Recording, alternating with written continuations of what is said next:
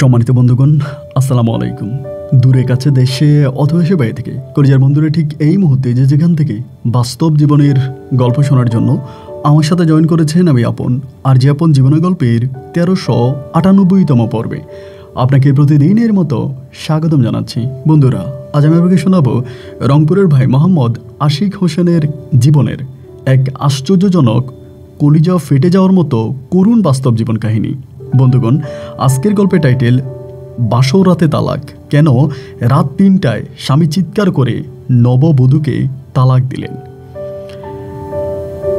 মানে এইটা এইরকম একটা ঘটনা, আমি আপনাকে জাস্ট নিশ্চিত করে বলতে পারি যে পুরো ঘটনা শুনলে আপনার হৃদয়টা ফেটে যাওয়ার মতো পরিস্থিতি হবে, মনের অজান্তেই চোখে জল আসবে এবং আপনি মনে মনে হাসবেনও। এমন ঘটনা হয়তো আপনি আপনার জীবনে আর কখনোই শোনেননি, তা আমি নিশ্চিত করে বলতে পারি। গল্প শেষে আমাদের রংপুরের ভাই আশিককে আপনি একটা মন্তব্য, একটা পরামর্শ লিখবেন কমেন্ট বক্সে, কারণ এই বেটা একসাথে অনেকগুলো জীবন নষ্ট করতেছে। আপনার একটা কমেন্টের মাধ্যমে হয়তো অনেকগুলো মানুষ একটা ভালো জীবনে পৌঁছাতে পারে। আমিও তাকে পরামর্শ দিয়েছি এবং আপনারাও গল্প শুনে তাকে একটা পরামর্শ দিবেন। ধন্যবাদ। সুপ্রিয় বন্ধুগণ, আসসালামু আলাইকুম। আমার নাম মোহাম্মদ আশিক রানা, আমার বাড়ি রংপুর। বন্ধুরা, আমি আমার জীবনের গল্পটা শুরু করার শুরুতে আপনাদেরকে আমার পরিবারের সম্বন্ধে জানিয়ে রাখি।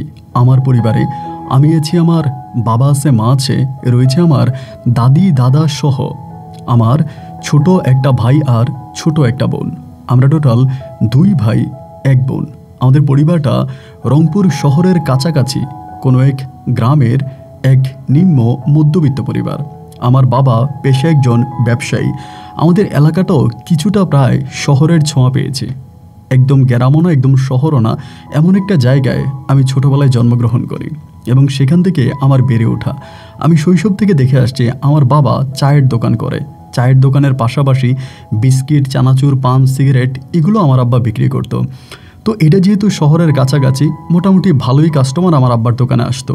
এসব দেখে দেখেই আমার শৈশবের দিনগুলো কাটতে থাকে। আমার বাবা ছোটোবেলা থেকে আমাকে অসম্ভব রকমের ভালোবাসতেন। বাবার ভালোবাসা আমি আমার জীবনে সত্যিই ভুলতে পারবো না। বাড়িতে আমি কান্না করছি এমন খবর পেলে আমার আব্বা দোকান বন্ধ করে দৌড়িয়ে বাড়িতে ছুটে আসতো। আমার চোখের পানি আমার বাবা কখনো সহ্য করতে পারতেন না। আমার মা বলতেন যে আমাদের পরিবারে যত মানুষ আছে সবচেয়ে বেশি আশিককেই তার বাবা ভালোবাসে। বাবার এই আদর ভালোবাসা নিয়ে আমি একটু বেপরোয়া হয়ে পড়ি। পড়াশোনার জন্য যদিও আমার দাদা দাদি, আমার মা আমাকে কিছুটা শাসন করতো, কিন্তু বাবা আমাকে একদমই শাসন করতো না। আপনি শুনলে অবাক হয়ে যাবেন, আমি স্কুলে যখন রওনা দিতাম আমি বাবার দোকানে গিয়ে বসে থাকতাম।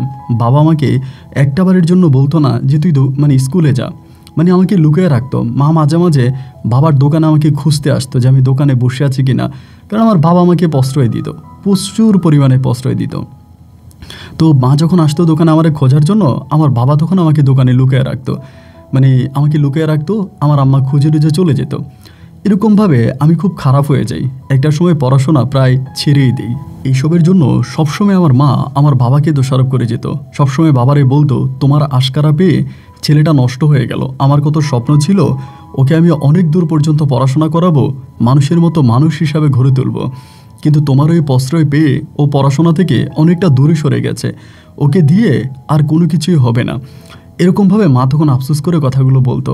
আর আমার আব্বা মায়ের ওই কথাগুলোতে কোনো গুরুত্ব দিত না। মায়ের ওই কথাগুলোতে আমার আব্বা এই কান দিয়ে শুনতো আর ওই কান দিয়ে বের করে দিত। এমন করতে করতে একটা পর্যায়ে আমি মোটামুটি প্রায় বড়ই হয়ে যাই। আমার বয়স তখন প্রায় 10 থেকে 12 বৎসরের কাছাকাছি। ঠিক তার আগ মুহূর্ত থেকে আমি আমার বাবার সাথে দোকানের কাজে লেগে যাই। দোকানে সকালবেলা গিয়ে দোকান খোলা, কাস্টমার আসলে চা বানিয়ে চা বিক্রি করা, এটা ওইটা বিক্রি করা। মোটামুটি আমার আব্বার অবর্তমানে বা আমার আব্বা যদি না আসতো, পুরো দোকানটা আমি খুব ভালোভাবেই চালাতাম এবং অনেক ভালো ভালো দূর দূরান্ত থেকে চায়ের কাস্টমাররা বেশি আমার দোকানে আসতো, কারণ আমি গরুর দুধ দিয়ে খুব ভালো মানের চা বানাতে পারতাম, যা আমি এখনও পারি। তো আমার হাতের গরুর দুধের চা খাওয়ার জন্য অনেক মানুষরা বিভিন্ন জায়গা থেকে আমাদের দোকানে আসতো। শুধু চায়ের লোভে আসতো, কিন্তু চা খাইতো, সাথে বিস্কিট এটা ওইটা বাড়িতে কিনে নিত, নিজেরাও খাইতো। এইভাবে ব্যবসাটা প্রায় অনেকটাই ভালোর দিকে যাচ্ছিল। আমার বয়স তখন প্রায় খুব বেশি না, 16 থেকে 17 বছর হবে। ওই বয়সে আমার আব্বা, কিন্তু আমি আমার বাবার বড় ছেলে, আমার বাবার কিন্তু বয়সটা একেবারেই বেড়ে যায়নি, একবারই যে আমার আব্বা বৃদ্ধ হয়ে গেছে ঠিক এরকম না। আমার আব্বা এখনও অনেকটাই ইয়াং। অনেকেই দেখলে মনে করে যে আমার আব্বার এখনও বিয়েই হয়নি, মানে আমার আব্বা এখনও বিয়েই করেনি। আব্বুর সাথে যখন বাইরে হাঁটতে যাই অনেকেই মনে করে আব্বু আমার বড় ভাই, এরকমটা অনেকে মনে করতো। তো আমার ওই বয়সে আব্বা হঠাৎ করে সিদ্ধান্ত নিল আব্বা বিদেশে যাবে, মানে এরকম হঠাৎ ভোরে ওই বয়সে। তো এই মা বাধা দিচ্ছে, দাদি বাধা দিচ্ছে, দাদা বাধা দিচ্ছে, আমার ভাই বোন সবাই বাধা দিচ্ছে যে এই বয়সে বিদেশ গিয়ে কী করবে। এবং আমার আব্বার একটা মানে ভালো দিকে বলবো, ভালো দিক ছিল, আপনি যদি কোনোভাবে আমার আব্বাকে এটা বলতেন আপনি তো বুড়ো হয়ে গেছেন, এটা বললে আব্বা খেপে যাইতো। আব্বা নিজেরই বুড়ো কখনোই মানতে চাইতো না, মানে আপনার বয়স হয়েছে এটা বললে আব্বা রেগে যাইতো। ফিটফাট জামা কাপড় পরতো, ক্যাপ পরতো, হাতে ব্রেসলাইট পরতো, সাদা জুতো পরতো, মানে এক স্টাইলিস্ট জীবনযাপন করতো আমার আব্বা। তো এই বয়সে এসে আব্বা হঠাৎ সিদ্ধান্ত নিল আব্বা বিদেশে যাবে। তো আমার মা বললো আপনি বিদেশ যাবেন, আমরা আপনাদের কোনো টাকা পয়সা দিতে পারবো না, আমরা আপনাদের কোনো টাকা পয়সা দিতে পারবো না, আপনার বিদেশ যাওয়ার দরকার নাই। কিন্তু আমার আব্বা বিদেশ যাবেই যাবে। আম্মার সাথে ঝগড়া করতেছে, আমার টাকা ব্যবস্থা করে দাও, আমি বিদেশ যাব। আমারে বলতেছে যে আশিক আমরা দোকানটা বিক্রি করে দিই, বাবা বিদেশ যাব, বিদেশ গিয়া তোর সহ নিয়ে যাব। আমি বললাম যে না, মা মানা করতেছে, আর দোকান আমি বিক্রি করবোই না। দোকান আমি চালাইতে আসি, এই দোকান দিয়া আমার গোটা পরিবার চলে, তা আমি দোকান বিক্রি করবো কেন? ওই সময় তো আমার ছোট ভাই আর ছোট বোনটা পড়াশোনা করতো, তারাও ওই দোকানের ইনকামেই পড়াশোনা করতো। সুতরাং আমার কথা হচ্ছে যত যাই হোক দোকান বিক্রি করা যাবে না, কারণ দোকানই আমাদের একমাত্র ইনকামের রাস্তা।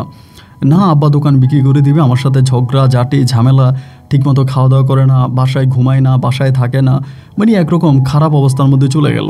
তো একদিন দাদি আমাদের সবাইকে ডাইকা বলল, ছোটোবেলা থেকে তোদেরকে তো ওই আশিকের বাবাই মানুষ করছে, এবং আশিকের বাবাই তো এই পরিবারের হাল ধরেছে। তো যেহেতু শখ হয়েছে বিদেশ যাবে, এখনও তো ওরে দেখলে অতটা বয়স মনে হয় না, ওই পাসপোর্টও করছে, তা ওরে বিদেশ যাইতে দে। আমার আম্মা মানা করে, আমিও মানা করি, দাদি তখন আব্বাকে সাপোর্ট দিল। তো এই দাদি যখন সাপোর্ট দিল, আমার আম্মা আবার আমার দাদির কথা মানে, দাদি কোনো কথা শুনলে আম্মা আবার এটা মানে প্রতিবাদ করে না। আম্মা তখন বললো আচ্ছা ঠিক আছে, আপনিও যেহেতু বলতেছেন আপনার ছেলে এই বয়সে বিদেশ যাইয়া উল্টায় ফেলবে, তো ঠিক আছে, কি উল্টায় তা আমরা দেখব।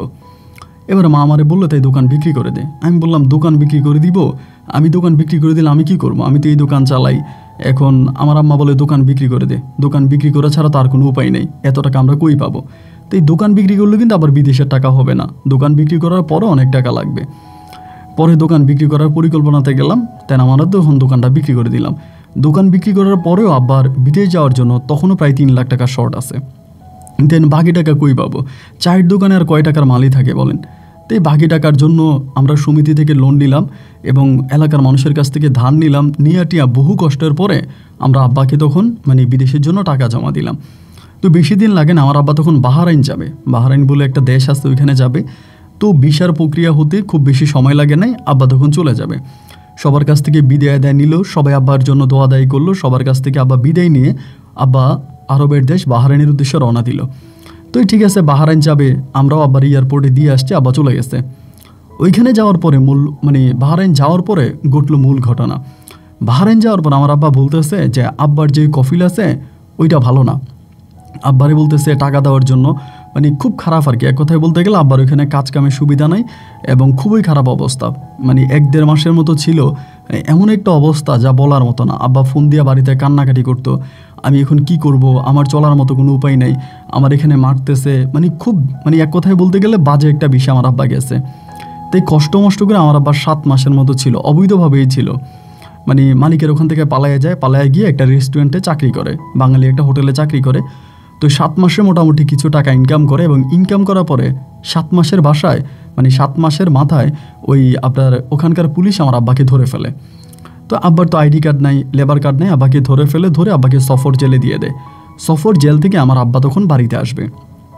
ইতিমধ্যে আমার আব্বা বাড়িতে আসবে, আমার আব্বা সফর জেলে চলে গেছে, এইটা আমাদের এলাকার লোকজনের কানে কানে পৌঁছায় গেছে, সবাই জেনে গেছে আমার আব্বা বাড়িতে আসতেছে। এখন সবার কথা হচ্ছে আব্বা যে বাড়িতে চলে আসবে তাহলে আমাদের টাকার কি হবে? যারা টাকা ঋণ দিছে মানে ধার দিছে আমার আব্বারে, এখন তারা বলতেছে যে আমরা কি করব, ওই যদি হঠাৎ করে চলে আসে তাহলে কি হবে, আমাদের টাকা কে দিবে, আমরা টাকা কোথায় পাবো? মানে আমারে তখন মানে আমার আব্বা এখনও ফ্লাইটে আমারে তখন চাপা শুরু করছে বাড়িতে আসলে যাতে টাকা দেয়। তো আমার আম্মা তখন আমার গোপনে গোপনে পাঠাইলো, আশিক তোর আব্বারে তুই ওইখানে যাবি, গিয়া তোর আব্বারে নিয়া ঢাকা থেকে তোর আব্বারে নিয়ে বাড়িতে আসবি না, তোর আব্বারে নিয়ে তুই ডাইরেক্ট তোর বড় ফুফুর বাড়ি চলে যাবি। আমার একটা বড় ফুফু আছে, আমার আব্বার বড় বোন, ওনার বাড়ি আবার মানে ওনার আবার ফুফা নাই, ফুফা মারা গেছে, তো ফুফা আছে, ফুফা তো বোনেরা আছে, এবং তাদের আবার প্রচুর জায়গায় সম্পত্তি আছে, মানে তারা মানে খুবই পয়সাওয়ালা মানুষ। তো আমার মা বললো তোর আব্বারে নিয়ে তুই তোর বড় ফুফুর বাড়িতে চলে যা, আমাদের বাড়িতে আসিস না, কারণ বাড়িতে আসলেই ঋণের টাকার জন্য মানুষ ধরবে। তা আমি এয়ারপোর্টে আসছি, আব্বারে রিসিভ করছি, রিসিভ করার পরে আব্বারে নিয়ে আমি সোজা বড় ফুফুর বাড়িতে। পুরো গাড়িতে লঞ্চে বসে বসে মানে গাড়িতে বসে বসে আমার আব্বা কান্না করতেছে। আমি বললাম কান্না করবেন না, ভাগ্যে যা আছে তাই হয়েছে, এত মানুষ আপনাকে মানা করছে, সবার মানাকে অতিক্রম করে আপনি সেই গেলেন তো গেলেনই। তো যেহেতু গেলেনি, আর এটা নিয়ে এখন আর মন খারাপ করে লাভ নাই, যা হবার তা হয়ে গেছে, বাকিটা আল্লাহর হাতে, আল্লাহর উপরে ছেড়ে দেন। আপনি তো মরে যান নাই, অনেকে তো বিদেশ থেকে মৃতও আসে।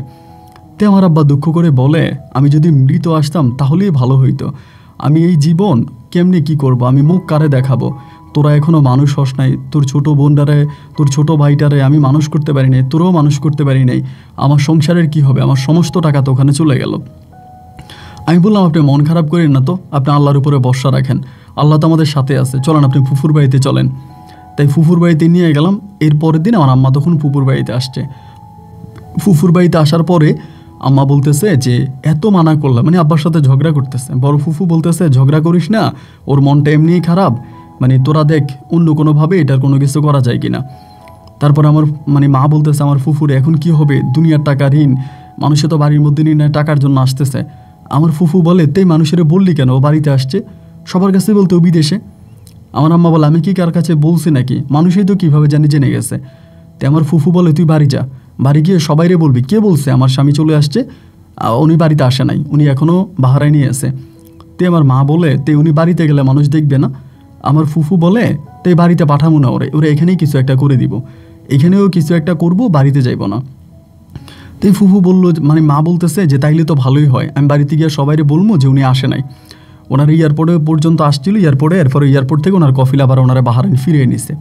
তে আমার আম্মা তখন আবারও বাড়িতে আসছে আমারে নিয়ে, এবং যারা এই ঋণের টাকার জন্য আসতেছে সবাইই বলতেছে যে উনি এয়ারপোর্ট পর্যন্ত নিয়ে আসছিল, মালিকের সাথে ঝামেলা করে, মালিক আবার বুঝিয়ে শোনায় এয়ারপোর্ট থেকে ওনাকে নিয়ে গেছে, বেতন টেতন দেয় না, তো আসে আপনাকে টাকা দিমনি, আপনাকে টাকা দিয়ে দিব, আমি কারো টাকায় খামু না, আমি আপনাদের প্রত্যেকের টাকাই দিমু, আপনারা অপেক্ষা করেন। তো মানুষ তো আর অপেক্ষা করে না, বুঝেন না, টাকা পাইবো, মানুষ কি আর অপেক্ষা করে, আমার এসা খোঁজে, আমার এসা খোঁজে। আমি তখন এলাকাতে একটা মানে রাইস মিলে চাকরি করতাম, একটা রাইস মিলে তখন আমি চাকরি করি, ওই যে টাকা বেতন পাই ওই টাকা দিয়ে কোনো রকমে চলি। তা আব্বা মনে হয় 7-8 মাসে অল্প কিছু টাকা আনছে, তা আম্মার সাথে তখন যোগাযোগ করতেছে, করার পরে বলতেছে এই টাকাটা দিই, আম্মা বলতেছে যে এই টাকা আপনি আনছেন ওই টাকা দিয়ে কিচ্ছু হইব না, এখানে আপনি কোনো ঋণই দিতে পারবেন না। তো আমার আব্বা তখন আম্মার সাথে আলোচনা করে, আমার ফুফুর সাথে আলোচনা করে, তখন আমার আব্বা বললো যে আব্বা ওইখানে একটা দোকান দিবে, মানে ফুফুর বাড়িতে একটা দোকান দিবে, এরকম একটা সিদ্ধান্ত আমার আব্বা তখন ওইখানে নিয়েছে। তো আমার ফুফু কিছু টাকা পয়সা সাহায্য করবে এরকমটাই শুনছিলাম আর কি। এইবার পরিশেষে আমার ফুফু কিছু টাকা দিল আমার আব্বারও কিছু বাহরাইন থেকে টাকা নিয়ে আসছে, এবং ওই 2টা টাকা মিলিয়ে আমার আব্বা তখন আমার ফুফুর বাড়ির সামনে একটা ছোট্ট চায়ের দোকান দিছে, মানে ছোটোখাটো করে একটা চায়ের দোকান দিছে, ওইখানে আমার আব্বা তখন চলতেছে, চায়ের দোকান দিছে, চায়ের দোকান চালাইতেছে, মানে চা বিক্রি করতেছে, মানুষের সাথে ভালোভাবেই আছে। আর এদিক দিয়ে মনে করেন আমি তখন বাড়িতে বলতে আমি ওই রাইস মিলে চাকরি করি, বেতন পাই, আম্মা আব্বা মানে মায়ের টাকা দিই, বোনের টাকা দিই, এই তাদের মতো করে আমি তাদেরকে দিয়ে তাদের মতো করেই চলতেছি। ওই একইভাবে তখন মানে একাধারে জীবন কাটতেছে। এভাবে প্রায় 1.5 বছর মতো কেটে গেছে। আব্বা কিন্তু বাড়িতে আসে না, আর আমার আব্বা বারবার আমার মায়েরে বলে যে তুমি আসো, মানে যাইতে বলে, মানে মার কাছ থেকে শুনি আর কি। মা আমারে সবসময় বলে আশিক রে তোর বাবা বলতেছে ওইখানে যাওয়ার জন্য।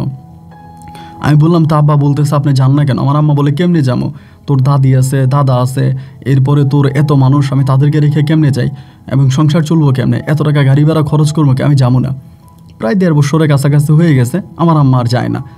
তো একটা পর্যায়ে হলো কি, আমার আব্বু আর আমার আম্মারে ফোন টোন দেয় না, মানে আম্মা যায়ও না, আমার আব্বু আর আম্মারে ওভাবে ডাকে না, ফোন টোন করে না যে তুমি আসো, মানে আমার আম্মারে আর ফোনও করে না।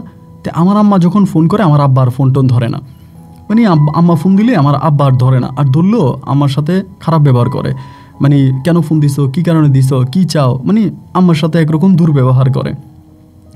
তো এরকমভাবে আমার আব্বা আম্মার মাঝে একটা মানে কঠিন ধরনের একটা ফাঁক সৃষ্টি হয়ে গেল প্রায় 3 মাসের মতো। 3 মাস আমার আব্বা আম্মার সাথে কথা বলে না, আম্মা আব্বার সাথে কথা বলে না। তো মাস তিনেক পরে আমার ফুফু একদিন আমারে ফোন দিল, ফোন দিয়ে বললো আশিক রে একটা কাজ কর, তোর আম্মারে নিয়ে আমাদের বাড়িতে আয়, এমনি বলতেছে। তাই বললাম যে আম্মারে নিয়ে আপনাদের বাড়িতে যাব, কারণ কি? আমার ফুফু বলে তাই আয় না, আইলেই তোরে আমি বলবো নি। পরে মারে বললাম যে মা চলেন। আম্মা মানে ফুফু তো যাইতে বলছে ফুফুদের বাড়িতে। আমার আম্মা বলে যাব না, তোর বাবার চেহারা আমি আর দেখতে চাই না, তোর বাবা আমার পুরো জীবনটা নষ্ট করে দিছে, এই লোকের চেহারাই আমি আর দেখবো না, এই লোকের চেহারা আমি আর দেখবো না, মানে খুবভাবে আমার আম্মা যাবেই না। তো এইভাবে আরও কয়টা দিন কেটে যাওয়ার পরে আমাকে একদিন আমার ফুফু বলতেছে কি যে তোর আম্মার কাছে মোবাইলটা দে, আমি একটু তোর আম্মার সাথে কথা বলি। পরে মার কাছে মোবাইল দিছি, মা দিয়ে কান্না করতেছে মোবাইল কানে দিয়া। কী কথা বলে তা তো আর জানি না, কান্না করতেছে। কান্না করে করে মা লাইন কেটে দিচ্ছে, কাটে দিয়ে আমারে বলতেছে আশিক ব্যাগ ট্যাগ রেডি কর, আমরা তোর ফুফুর বাড়িতে যাব। তেন কি হঠাৎ করে আমি তো বুঝি না, মানে মা রেগেও আছে কান্নাও করতেছে। পরে ব্যাগের মধ্যে আপনার জামা কাপড় সব কিছু ঢুকে এলাম, ঢুকে রওনা দিছি ফুফুর বাড়ি যাব। গাড়ির মধ্যে বৈশা মারে বলতেছি মা এখন তুমি আমার কাছে বলো না যে কি হয়েছে, ঘটনা কি, আমরা যে যাব কিন্তু কি কারণ, মানে হঠাৎ করে তুমি কান্না করতেছো, মন খারাপ দেখাইতেছো, কি হয়েছে আমারে বলো। তখন গাড়ির মধ্যে আমার আম্মা আমার ধমক দিয়ে বসে, মানে আমার একটা ধমক দিয়ে বলতেছে যাইলে দেখবি না, তুই যাইলে দেখবি না, ঘটনা কি, এখন এখানে এত ভগর ভগর করতেছিস কেন, এত কথা বলতেছিস কেন, যাইতেছি চল যাইলে দেখবি, সবগুলো একই হইবে, কোনোটা ভালো হইবি না। এরকম করে মা আমার সাথে মানে ব্যবহার করতেছে। পরে আমার সাথে আমি তখন গেলাম ফুফুর বাড়িতে গেলাম, এবং পুরোটা রাস্তা আমার কাছে কিছুই বলে নাই। বারবার জিজ্ঞেস করতেছি কি হয়েছে, কান্না করতেছো কেন, মানে ঘটনা কি আমার কাছে বলো না। মা কোনো কিছুই বলে না, শুধু কান্না করে। পুরো রাস্তা একদম কান্না করতে করতেই শেষ পর্যন্ত ফুফুর বাড়িতে গেল। এবার ফুফুর বাড়িতে যাওয়ার পরে আমার আম্মা বলতেছে যে কই ওই লম্পটটা, কই বেয়াদবটা কই। আমার ফুফু বলতেছে ও তো বাড়ি থেকে তোরা আসবি কেমনে খবর পাইছে, বাড়ি থেকে পালাইছে, বাড়ি থেকে পালাই গেছে। আমার আম্মা তখন বলতেছে আমি ওর জুতা দিয়ে ফিটবো, ওরা আমি জুতা দিয়ে মারবো, আছে কই, কই আছে ওইটা বলেন। মানে আমি তখনও বুঝতেছি না যে কী হইতেছে, মানে কী কারণে আম্মা এরকম করে আর ফুফু বা এরকমটা করতেছে। এবার আম্মা গেছে আমার বাবারে খোঁজার লাগিয়া, মানে কোন দিকে জানি খুঁজতে গেছে। আমি ফুফুরে বললাম ফুফু মোবাইলে জিজ্ঞেস করলাম তাও বললা না, এখন বাড়িতে আসছি তাও তুমি আমার কাছে বলো না, ঘটনা কি। মা এভাবে ব্যাগ ট্যাগ নিয়া তাড়াহুড়ো করে চলে আসলো, কি হয়েছে, মানে কি কারণ আমি একটু শুনি তো, আমার কাছে একটু বলা যায় না, আমার কাছে একটু বলো। ফুফু আমারে বলতেছে কি আর বলবো, দুঃখের কথা, তোর বাবা আসলে খুব খারাপ মানুষ রে, তোর বাবা আসলেই খুব খারাপ। আমি তখন বললাম বুবু কি, মানে ফুফু কি করছে, দিয়ে আমার কাছে বলো তো আমি একটু শুনি কি করছে ফুফু। পরে বলে তোর আব্বা বিয়ে করছে। এটা শোনার পরে মনে হয় আমার মাথা আসমানটা ভেঙে পড়ছে, রে কী কয় আমার আব্বা নাকি বিয়ে করছে, কি বলেন আপনি, এটা আব্বা বিয়ে করছে। আব্বা বাহারেন গিয়ে এত টাকা মায়ের খেয়ে আসছে, আব্বা তো পাগলের মতো রাস্তা রাস্তায় ঘোরার কথা, বুবু হয়ে যাওয়ার কথা। আপনি কিছু টাকা দিলেন, আব্বার কাছ থেকে কিছু টাকা নিয়ে উনি দোকান দিল, দোকান চালাইবো, আর এই পরিস্থিতির মধ্যে আপনি বলতেছেন আব্বা বিয়ে করছে, এটা কী ধরনের কথা। ফুফু আমারে বলতেছে আমি যা বলতেছি ঠিকই বলতেছি, তোর আব্বা বিয়ে করছে, এখানে বিয়েটা মহিলারে বিয়ে করছে। আমি তো তখন আব্বার উপরে রেগে গেলাম যে এত খারাপের খারাপ আমার আব্বা কেমনে করলো। ফুফু তখন আমারে বলে আমি তো শুধু শুধু আমার ছোটো ভাইরে খারাপ কই, তোর মায়েরও দোষ আছে, ওই এতদিন ধরে তোর মায়েরে কইতাছে আসার জন্য আসার জন্য আসার জন্য, তোর মা আসে না, আসে না কেন, তোর মার আসা দরকার ছিল না। তাই আমি বললাম যে ফুফু ঘটনা কীভাবে ঘটলো। বলে ঘটনা কি, তোর আব্বা যেখানে দোকান দিছে ওই দোকান থেকে মহিলার বাড়ি কাছে, দুপুরে যাইতো, খাওয়া দাওয়া করতো, ঘুরতো ফিরতো, মহিলার মেয়ে আছে ছেলে আছে তারা এসে বাজার সাজার নিয়ে যাইতো, এমনি সামনে মোটামুটি মহিলার সাথে লাইন হয়ে গেছে, মহিলার জামাই নেই, এখন লাইন হয়ে পরে মহিলারে বিয়ে করে ফেলছে। আজকে বিয়ে করছে অনেক মাস, আমি তোদেরকে বারবার বলতেছি আসার জন্য, তোরা আসিস না। আমি তো শুনে ভাই এটা কী ধরনের কথা বলেন, এরকম একটা অবস্থার মধ্যে পারিবারিক অভাব অনটন টেনশন ডিপ্রেশন এর ভিতরে আমার আব্বা এইরকম একটা ঘটনা ঘটাইলো, এটা কি মানার মতো কথা, এটা কেউ মানবে বলেন। মানে সবাই তো তখন খুব মন খারাপ করে ফেললো যে এটা আব্বা কেমনে করলো। আমরা ওখানে মানে পুরো রাত কাটাই দিলাম, সারা দিন কাটাই দিলাম, আমার আব্বার আর কোনো খোঁজ খবর পাইলাম না। এভাবে প্রায় 2 দিন কেটে গেছে, আমার আব্বা দোকানেও আসে না, দোকানেও খোলে না। পরে আমার ফুফু দোকানে তালা টালা ভেঙে, ভিতরে তো অনেক খাবার টাবার আছে, যেহেতু চায়ের দোকান পরোটি মোটি আছে, এগুলো নষ্ট হয়ে যাবে সব কিছু, তখন আমার মানে ফুফু তখন সব কিছু মানে ঘরে নিয়ে নিছে বা বিক্রি করে দিছে। এইভাবে 4 দিন পর্যন্ত আমরা ওইখানে ছিলাম, কিন্তু 4 দিনে আমার আব্বা একটা বারের জন্য আসে নাই। আব্বা যে কই চলে গেছে এটা আল্লাহ মালুম, আল্লাহই ভালো জানে। তারপরে আব্বারে না পাইয়া আমার এদিক দিয়ে আবার দাদা দাদি বাড়িতে, ছোট ভাই বোন বাড়িতে, আমার আম্মা বলে চল জায়গা, এখানে আর বসে থাকে কী করবো। আমার ফুফু তখন, আমার মা তখন আমারে নিয়ে ফুফুদের বাড়ি থেকে চলে আসে। আসার পরে আম্মা সারাদিন কান্না করে, মানে প্রতিটা দিন কান্না করে, কান্না কান্না কান্না। এমন করতে করতে প্রায় আপনার অনেকগুলো দিন পরে, মানে মাসখানিক এর মাঝে কেটে গেছে, মাসখানিক পরে একদিন আমার আব্বা আমারে কল দিছে একটা নতুন নাম্বার থেকে। আমি রিসিভ করছি, আব্বা আমারে বলে আশিক ভালো আছিস, আমি গালাগালি শুরু করছে মোবাইলে, মানে বেয়াদব টিয়াদব বলে যা মুখ থেকে আসতেছে আব্বারে তাই দিয়ে গালাগালি করতেছি যে তুমি খুবই খারাপ, তুমি এটা কেমনে করলা, কীভাবে করলা, তোমার বিবেক একটা আবার বাধা দিল না, মানে যত পারতেছি আব্বার সাথে মিসবিহেভ করতেছি। তেন আব্বা বললো তুই যে ফ্যাক্টরিতে কাজ করিস আমি ওইটার সামনে আছি, তুই কি একটু আসবি? তে আমিও মানে একদম রাগ হয়ে আইসেই মনে করেন ফ্যাক্টরির সামনে আমার আব্বার কলার চাইপা ধরছি যে তোরা মাইরে ফালামো। আর এখানে আশেপাশে অনেকগুলো লোক আসছে, এসে সবাই ছুটে দিছে। দেওয়ার পরে আমার আব্বা আমার হাতে 50,000 টাকা দিতেছে। তাই টাকা দিতেছে দেখে আমি অবাক হয়ে গেলাম যে টাকাটা কেন দিতেছ? বলে টাকাটা নিয়ে যা, এই টাকাটা নিয়ে যা, আমার কাছে শেষ কয়টা টাকা ছিল এটা দিয়ে গেলাম, আর আমি হয়তো আত্মহত্যা করব, মারা যাব, তোরা আমারে মাফ করে দিস। তখন ভাই ভিতরের মধ্যে একটা মানে মুচুর দিয়ে উঠলো যে এটা কী ধরনের কথা, মারা যাবে। রাগটা মোটামুটি ঠান্ডা হয়ে গেল। আমি বললাম তুই এই কাজটা কেমনে করলা? তুমি বাহারাইন গেলা, বাহারাইন থেকে তুমি আইলা এবং মায়ের খেয়ে আসলা, এদিকে দুনিয়ার ঋণ, মানুষ ঘর বাড়ি ভেঙে নিতেছে, মানে মায়ের গায়ে হাত তুলতেছে, দাদা দাদির সাথে খারাপ ব্যবহার করতেছে, এমন অবস্থার মধ্যে তুমি কেমনে পারলা এই সময় বিয়েটা করতে? তোমার বিবেক কি আব্বা একটা আবার বাধা দিল না? তুমি এরকম পাগল কেমনে হইলা? আমার আব্বা তখন বলতেছে আমি কেমনি বিয়ে করছি, কোন পর্যায়ে গিয়ে বিয়ে করছি এটা একমাত্র আমিই জানি, এটা না আমি কাউরে বুঝাইতে পারবো না কাউরে বলতে পারবো, এটা কাউকে বলার বা বোঝানোর ভাষা আমার নাই। আমি শুধু একটা কথাই বলে আমি পরিস্থিতির শিকার, এবং এই পরিস্থিতি আমাকে বাধ্য করছে বিয়ে করার জন্য। তোরা যদি পারিস আমার মাফ করে দে, আর যদি না পারিস তাইলে আর কি করার। এই কথা বলে আব্বু চলে যাচ্ছে। আমি হাত ধরছি, ধরে বললাম বাড়ি চলেন। আব্বা বলে না আমি বাড়ি যাব না। আমি বললাম বাড়ি চলেন আমার সাথে বাড়িতে গেলে কোনো সমস্যা নেই, আপনি চলেন। আব্বা যাইতে জানা, তারপরও জোর করে আমি টাইনা টুইনা বাড়িতে নিয়ে গেছি। তো আমার ছোটো ভাই ছোটো বোন ওরা সবাই মিলে আব্বারে জড়ায় টড়ায় ধরছে। আব্বা যেদিন গেছে ওই দিন রাতে আমাদের বাড়িতে মানুষ হাজির টাকার জন্য, এবং এলাকার মেম্বার সহ আসছে। আসার পরে আমি সবাইরে বললাম, আমি কিন্তু বলি না যে আব্বা মানে ফুফুর বাড়ি থেকে আসছে, আমি বললাম আব্বা বিদেশ থেকে মাইর খেয়ে আসছে, এত মাস আমার আব্বা যেই কোম্পানির আন্ডারে কাজ করছে ওই কোম্পানি আমার আব্বাকে 1 টাকাও বেতন দেয় নাই, 1 পয়সাও বেতন দেয় না। আব্বা একেবারে শূন্য হাতে, জিরো হাতে বাড়িতে ফিরে আসছে। এখন আমার আব্বার অবস্থা খুব খারাপ। আপনার আমার আব্বার কাছে টাকা চাই তো কোনো লাভ নাই, আমার আব্বার কাছে এখন টাকা নেই, আব্বা টাকা দিব কোত্থেকে? আব্বা তো পুরো মাইর খেয়ে আসছে। তো এলাকার চেয়ারম্যান মেম্বার তারা সব বৈশা বললো যে ঠিক আছে আশিক তো ভালো কথাই বলছে, ওরা বাপ ইনকাম করে টাকা টুকা আপনাদেরকে দিব, আপনারা মানে এতটাই ঝামেলায় যায়েন না, ওরা টাকা দিব, একটু অপেক্ষা করেন। তো গ্রামবাসীও তখন মোটামুটি একটু শান্ত হলো যে চেয়ারম্যানের কথা শুনে। এবার মানে শান্ত হইলেও কতদিনের জন্য, সপ্তাহখানিক পরে আসতেছে, 5-6 দিন পরে আসতেছে, টাকা দেন, টাকা দিব কোত্থেকে, টাকা তো দেওয়ার লাইন নেই। এরকমভাবে কয়েকদিন পরে আমার আম্মা একদিন আমার একটা কথা বলতেছে যে তোর আব্বা যে একটা বিয়ে করছে ওই বউরে দেখছিস তুই? আমি বললাম না আমি তো দেখি নাই। আমার আম্মা বলে বিয়ে তো করছে, এখন আইনত তো সে বউ, তারা তো নাকি তালাকও দেয় নাই। এখন তোর আব্বা বলতেছে ওই মহিলারা বাড়িতে আনার জন্য, তুই কি বলিস? আমি বললাম এটা আমারে জিজ্ঞেস করে লাভ কি, আব্বা যদি বিয়ে করেই থাকে এখন এটা তুমি জানো তুমি আনবা কি না। আমার আম্মা বলে আমি তো আনতে রাজি নাই, কিন্তু তোর বাবা একটা কথা বলছে ওইটা শুই না পরে আমি রাজি হয়েছে মোটামুটি, এখন তোরে জিজ্ঞেস করি, তোর কাছ থেকে পরামর্শ চাই। আমি বললাম তো তুমি যদি রাজি হয়ে থাকো তাহলে আমার পরামর্শ দরকার কি? আমার আম্মা বলেন আমি কিভাবে রাজি হয়েছে, কোন প্রেক্ষিতে রাজি হয়েছে এটা তো শুনবি তুই। আমি বললাম তো বলো কী হয়েছে, কেমন রাজি হইলাম?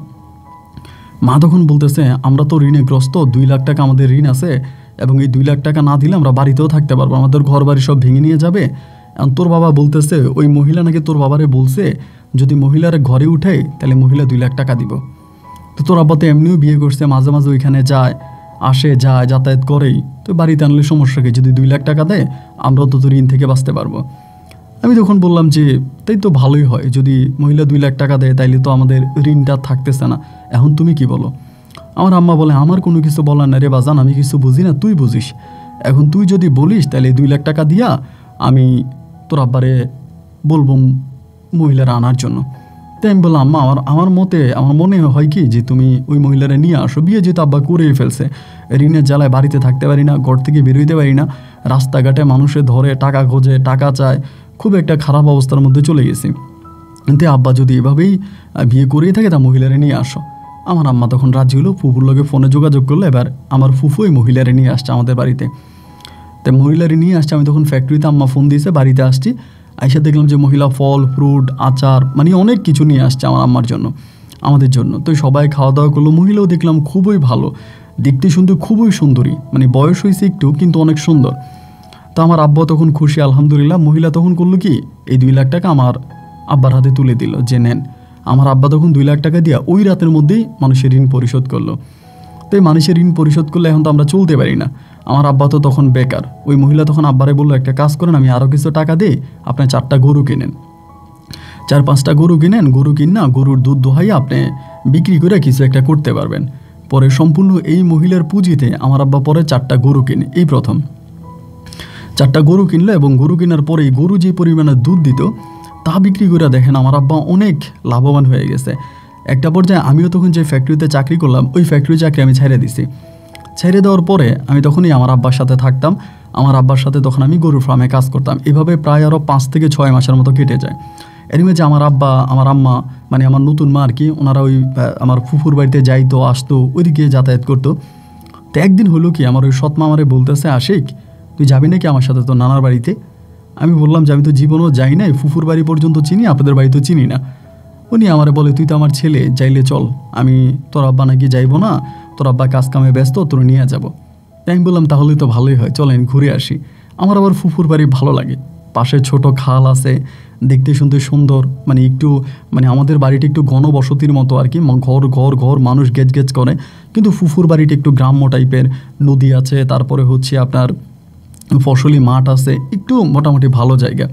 তাই আমি বললাম যে ঠিক আছে আমি যাব। পরে আমার সৎ মায়ের সাথে এই প্রথম আমি আমার মানে সৎ মায়ের বাপের বাড়িতে রওনা দিলাম। তো বাড়িতে গেলাম, যাওয়ার পরে আমরা যে মাত্র ঢুকতেছি এমন সময় হঠাৎ করে মানে পুতুলের মতো সুন্দর একটা মেয়ে, একদম সাদা, আইসেই ধরেন আমার সৎমারে জড়ায় ধরছে। সৎমারে জড়ায় ধরছে, ধরে বলতেছে, আম্মু ভালো আছো, এটা সেটা। পরে আমরা বলতেছে, ভাইয়া ভালো আছেন? তা আমি তো অবাক হয়ে আছি, কি রে এই মেয়ে আবার কে? আমি কিন্তু চিনতেছি না। আমাদের কাছ থেকে ব্যাগ নিয়ে ভিতরে ঢুকলো। ঢুকার পরে আমি তো সৎমারে বলি যে, মা এরে তো চিনলাম না, ওকে? বলে, তোরে বলছিলাম না যে আমার একটা মেয়ে আছে, আমার বড় মেয়ে সাথী। আরে তুই চিনিস না? তোর কথা তো বলছিলাম, তোরে দেখে নাই আর কি, তোরা দেখা হয় নাই, এটা তোর বোন। পরে আমার কাছে আসছে, এসে আমি দেখলাম, বাপরে বাপ, একেবারে পুতুল বললেই চলে। চোখগুলো মানে চেহারা একদম পুতুলের মতো দবদবা সাদা, কাগজের মতো সাদা। এত সুন্দর মেয়ে মনে হয় আমার জীবনে আমি আর দেখি নাই। আমি অদ্ভুতভাবে মেয়ের মুখের দিকে তাকায় আসছি, খুব সুন্দর চেহারা।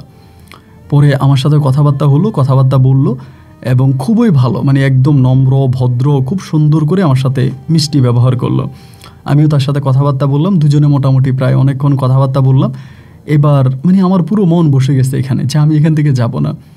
তো ওর নাম ছিল সাথী।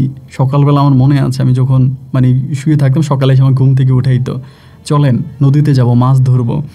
তো আমি ওর সাথে সকালবেলা ঘুম থেকে উঠতাম, মানে ও আমার নিয়ে যাইতো। এরপর ওদের বাড়ির পাশে নদী আছে, নদীতে যাইতাম, মাছ ধরতাম। এরপরে আবার ওই সময় তালের সময় ছিল, তাল গাছ থেকে তালের পিঠা বানাইতাম। এরপরে বর্ষার সময় তো মাছ ছিল, বিলে মাছ ছিল, বিলে মাছ ধরতাম। আবার পুকুর বাড়ি কাছে ছিল, পুকুর বাড়িতে যাইতাম। পুপু আবার আমার খুব আদর করতো, মানে আমার বুকে ঝরায় ধরতো, আদর করতো। পুকুর বাড়িতে আমার ফুফাতো ভাই বোনরা ছিল, ওগুলোর সাথেও দুষ্টামি মানে করতাম। মানে এমন একটা অবস্থা হয়েছে, আমার আম্মার সৎমা বলতেছে যে চল আমরা চলে যাব। আমি বলে আমি আর যাব না। আমার সৎমা বললো, মা এটা কেমন কথা বললি, তা তুই যাবি না? তোর আব্বা তো চিল্লাচিল্লি করবে। আমি বলি, তুমি যাও, আমি পরে যাব, আমি পরে যাব। তা আমি আর যাই না, না কি আমি এখানেই পড়ে আসি।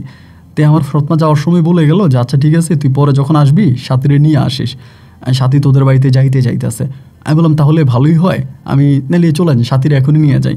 আমার সৎমা বলতেছে, না ওর তো পরীক্ষাও, পড়াশোনা করে মাদ্রাসায়, আমি পরে ওরে নিয়ে যাইস, তুই নিলে আরও 2 দিন থাক। পরে আমার সৎমারে গাড়ি উঠে দিলাম, উনি চলে গেল।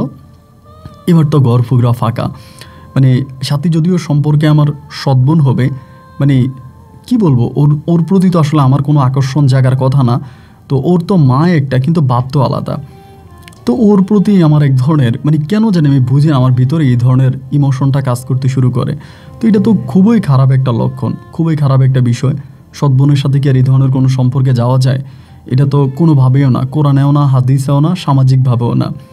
কিন্তু দেখা গেল কেন জানি তার প্রতি আমি খুব বেশি দুর্বল হয়ে গেলাম, মানে মোটামুটি বলতে গেলে খুব আকৃষ্ট হয়ে গেলাম। এভাবে 3 দিন তাদের বাড়িতে ছিলাম। 3 দিন পরে তারে কোনো কিছু বলার সাহস পাই নাই, কিন্তু ওর মাথা টিপে দেই, হাত পা টিপে দেই, ওর সাথে পুকুরে যাই, মাছ ধরি, বিলে যাই। এরপরে মাঝে মাঝে রাতের বেলায় উঠোনে বসে দুজনে রূপকথার গল্পের গান শুনি, কবিতা গাই, মানে মোটামুটি ওর সাথে আমি মিশে আছি। তো ওভাবে ভালোবাসার কথা এখনও বলা হয়নি, আর বলবো বা কোন মুখে, ও তো আমার বোন হয়। এভাবে 3-4 দিন পরে ও বলতেছে, আম্মা ফোন দিতেছে রংপুর যাওয়ার লাগে, আপনাকে বাড়িতে যাওয়ার লাগে, চলেন যাব। তাই বললাম যে তুই ঠিক আছে, আমি ওরে নিয়ে পরে রওনা দিলাম, রংপুরে আসছি। আসার পরে আমাদের বাড়ি তুই প্রথম আসছে, মানে বিশ্বাস করুন আমাদের বাড়িতে আসার পরে মানুষের ঢল পড়ে গেছে, যে ওরে দেখতে আসে সবাই বলতেছে বিদেশি, মানে ও যে বাংলাদেশি কোনো মেয়ে এটা কেউই বলে না। চুলগুলো ছিল লাল লাল, সবাই বলতেছে ওইটা বিদেশি মেয়ে, মানে বিদেশি মেয়ে আমাদের বাড়িতে আসছে। ঠোঁটগুলো ছিল একেবারে লাল, মনে হয় যেন মানে ওর ঠোঁটে সবসময় লিপস্টিক দেওয়া থাকে, মানে মনে হয় যেন অলওয়েজে লিপস্টিক দিয়ে রাখছে এমন একটা অবস্থা, কিন্তু লিপস্টিকও দেয় না, মানে একদম ঠোঁটগুলো এমনিতেই লাল, জন্মগতভাবেই লাল। এবং অনেক লম্বা, হ্যাংলা, ফর্সা, মানে একদম এক কথায় বলতে গেলে ইন্ডিয়ান নায়িকাদের মতো চেহারা। তো সবাই ধরেন ওরে নিয়ে আলোলে দোললে মজা করতেছে, এদিক সেদিক ঘুরতেছে। আমার মনের ভিতর ভাই ওরে নিয়ে এক ধরনের ভাষা বেঁধে গেছে, যেভাবেই হোক আমি ওকে ভালোবাসবো, ওর সাথে আমি একটা সম্পর্ক করব, কিন্তু কোন মুখে বলি বা কেমনে বলি এটা তো সামাজিকভাবেও যায় না এবং পারিবারিকভাবেও যায় না। ও আমাকে আদৌ মেনে নিবে কি না বা আমার সাথে ও সম্পর্ক করবে কি না, মানে সব কিছু মিলে আমি তখন একটা মানে লাইক কনফিউজড হয়ে গেছিলাম যে কী করব, কী করা যায়।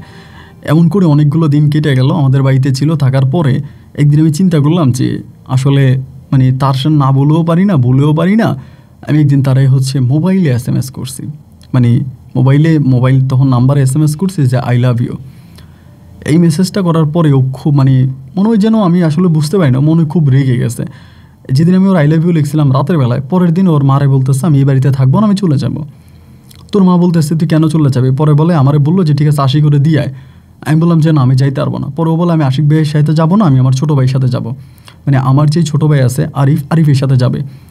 পরে আমার সাথে না গিয়া আরিফ মানে আমার ছোটো ভাই আরিফের সাথে তখন ও মানে ইয়েতে চলে গেছে, মানে ওদের বাড়িতে চলে গেছে। মনটা খুব খারাপ হয়ে গেল, চলে গেছে, আমার কোনো ফোন টোন দেয় নাই। আমিও রাতে ওরে ফোন দিই নাই। পরের দিন দুপুরবেলা ফোন দিছি, ওরে ফোন দিই ও ফোন ধরে না। ফোন করি ফোন ধরে না, মানে যতই ফোন দিও আমার ফোনে রিসিভ করে না, মানে টোটালি আমার ফোন ধরে না। এখন একটা জিনিস আপনি খেয়াল করে দেখবেন যে আপনি যদি কাউরে ভালোবাসেন, কারো প্রতি দুর্বল থাকেন, এই মানুষটা যখন আপনাকে ইগনোর করবে, অবহেলা করবে, তখন কিন্তু তার প্রতি ভালোবাসা দ্বিগুণ হয়ে যায়, মানে ভালোবাসা বেড়ে যায়। এখন দেখা গেল এই সাথীর প্রতি আমার ভালোবাসা আরও বেড়ে গেল, মানে আমার ভালোবাসা এত পরিমাণের বেড়ে গেল যে আমি আর ওরে ছাড়া কিচ্ছু বুঝি না, মানে আমার ভালোই লাগে না। রাতে ঘুম হয় না, খাওয়া দাওয়া করতে পারি না, মানে সারাক্ষণ শুধু মনের ভিতর ওর জন্যই বাসা বাঁধে, ওর জন্যই মনটা আনচান করতে থাকে যে যেভাবেই হোক, যে করেই হোক আমার ওর সাথে সম্পর্ক করতে হবে, আমার ওকে ভালোবাসতে হবে, মানে ফাইনালি আমার ওরে লাগবে, মানে আর কোনো কথা নেই, আমার ওরে লাগবে। ওর প্রতি তখন আমি খুবই দুর্বল হয়ে যাই, মানে খুব দুর্বল। তাই কী করবো এখন? ও তো আর আমার সাথে কোনো রিলেশন করবে না, আমার সাথে কোনো রিলেশনে যাবে না। এভাবে দীর্ঘদিন কেটে গেল, বাট আমি খাইতে পারি না, ঘুমাইতে পারি না। একটা সময় পাগলের মতো ছুটে গেলাম তার বাড়িতে, সৎমায়েরাও জানাই না, কাউরেও জানাই না, পাগলের মতো ছুটে গেছি। যাওয়ার পরে ওই বাড়িতে গেছি, বাড়িতে যাওয়ার পর সাথে কথা বলে না, মানে খুব খারাপ ব্যবহার করে। একদিন রাতের বেলা আমি বললাম যে দেখো সাথী, আমি তোমার অনেক ভালোবাসি, এতটাই ভালোবাসি যেটা আসলে মুখের ভাষায় বলে আমি প্রকাশ করতে পারবো না, আমার মুখের ভাষায় প্রকাশ করা সম্ভব না। তো আমি তুমি শুধু একটা কথাই বলি, মানে আজকে রাতের মধ্যে আমি তোমাদের বাড়িতে আত্মহত্যা করব। মানে এতটাই পাগল ছিলাম যে কোরআন শরীফ সাথে নিয়ে গেছি, মানে কোরআন মাথায় দিয়ে দিয়েছি, দিয়ে বললাম যে কোরআন মাথায় নিয়ে বললাম আমি আজকে রাতে এখানে আত্মহত্যা করে মরে যাব, আমি আর তোমাকে বিরক্ত করব না। পরে ও আমারে বলতেছে যে এগুলো কী শুরু করছেন আপনি বুঝেন না আপনি আমার কী হন? আমি বললাম তা আমি বুঝি, তোমার সাথে আমার কোনো ব্লাডের সম্পর্ক নাই, তোমার বাপও আলাদা, তোমার মাও আলাদা, আমার বাপও আলাদা, আমার মাও আলাদা। ও বলে যাই হোক, কিন্তু আমার মা কি আপনার বাবার কাছে বিয়ে বসছে না? তাহলে তো আপনি আমার সৎ ভাই, তাই না? আমি কেমনি আমার সৎ ভাইয়ের লোকে প্রেম করি? এটা কেমনি সম্ভব? আমি বললাম দেখো, কিন্তু একটা কথাই বললাম, তুমি যদি রাজি হও তাহলে ভালো, আর যদি রাজি না হও তাহলে আজকে রাতে আমি আত্মহত্যা করবো। আসলে কিন্তু আমি আত্মহত্যা করতাম, আমি ওরকম প্ল্যানিং নিয়ে গেছিলাম। পরে ও আমারে বলতেছে যে না প্লিজ পাগলামি করেন না, একটু বুঝেন। না বুঝার কিছুই নেই, আমি আত্মহত্যা করবো। আমি আত্মহত্যা করলে তো তোমার কোনো সমস্যা নেই, তোমার কী সমস্যা? আমি আত্মহত্যা করে আমি চলে যাবো, আমি কাউকে আর বিরক্ত করবো না। আমি কেন মানুষের বিরক্তের কারণ হয়ে থাকবো? আমি আর কাউরে বিরক্ত করতে চাই না, আমি নিজের জীবন নিজে দিয়ে দিব। রাত্র তখন ও আমার ঘরের দরজায় দাঁড়ায় আছে, মানে ও রাত্রে ঘুমায় নেই। আমি 12:30 থেকে 1টার দিকে বেরোইছি, রশি নিয়ে আমি ফাঁসি দিব। ওই আমাদের মানে আমি দরজা খুলে দেখো দাঁড়ায় আছে, আমার বলে ঘরে যান। আমি বললাম ঘরে গেলে তোমারে নিয়ে যাবো। আমারে বলে দেন রশি দেন, আমি রশি দিই না। এই দুজনে টানা হেঁচড়া করতেছে। আমি বললাম দেখো তোমার ভাই জেগে যাবে বা এলাকার মানুষ জানবে, খারাপ ভাববে, তুমি সরো। ও আমারে ধাক্কা দিয়ে ঘরের মধ্যে ঢুকে দরজা আটকায় দিছে। আটকায় বলে এই সম্পর্ক কেউ মেনে নিবে? আমি বললাম কে মেনে নিবি কি নেবে না সেটা আমি জানি না, আমি তোমারে ভালোবাসি, আমি তোমারে চাই, আর কারো মানা না মানে আমার কিছু যায় আসে না। আমারে বলতেছে এটা আপনি কেমনি করতেছেন, একটু ভাবেন। আমি বললাম না। ও বলে এই পর্যন্ত আমাকে হাজার হাজার ছেলে প্রেমের প্রপোজাল দিছে, আমি কারো প্রস্তাবে রাজি হইনি। তা আমি কি করবো, আমি না বুঝতেছি না আপনি কেন পাগলামি করতেছেন। আমি বললাম আমি আত্মহত্যা করবো, সোজা কথা। পরেও আমার কাছ থেকে রশিটা নিছে, নেওয়ার পর আমি ওরা জড়াইয়ে ধরছি। এক কথায় বলতে গেলে ওখানে ওর সাথে আমার অনেক রোমাঞ্চ হয়ে গেছে, এবং ওই রাতে যা হয়েছে তা আসলে এখানে বলার মতো না, অনেক কিছু। প্রথমে ওই রাতেও আমার প্রতি দুর্বল হয়ে গেছে, আমাদের প্রথম সম্পর্ক, প্রথম স্পর্শ, সব কিছু প্রথমবার হওয়া, তো যার জন্য আমার প্রতি অনেকটা দুর্বল হয়ে গেছে। এবং ও আমারে বলে যে আমি জীবনেও কোনো দিন মানে চিন্তা করি না যে আপনার সাথে আমার রিলেশন হবে, কোথায় আপনার বাড়ি, কোথায় আমার বাড়ি, এলাকার কত ছিল আমার পিছনে ঘুরে, বাট কারোর সাথে আমি এটা করলাম না, অথচ আপনার সাথে হয়ে গেল। তা আমি এই বাড়িতে 2 দিন ছিলাম, 2 দিন থাকার পরে ইতিমধ্যে আমার সৎমা খবর পেয়ে গেছে, আমারে ফোন দিয়ে বলতেছে তুই এই বাড়িতে কী করিস, আমারে বলি গেলি না কেন, তাড়াতাড়ি আয়। পরে আমি সাথীরে বাড়িতে রেখে আমি একাই চলে আসছি আমাদের বাড়িতে। না কাজ কাম করি, ওর সাথে কথা বলি, মানে দুজনেই মোটামুটি খুব ভালো একটা সম্পর্কের মাঝে চলে গেছে, মানে মোটামুটি একটা গভীর সম্পর্কে চলে গেছে। ওই আমারে খুব ভালোবাসে, আমিও ভালোবাসি, সারা রাত দুজনে ফোনে কথা বলি, ধরেন রাতে ঘুমাই না, পুরা রাত ওর সাথে 3টা 4টা পর্যন্ত ফোনে কথা, মানে একজন আরেকজনের জন্য পুরা পাগল, একজন আরেকজনের সাথে মনে করেন 1 মিনিট কথা নইলে মনে যেন মরে যাব, এমন একটা অবস্থা।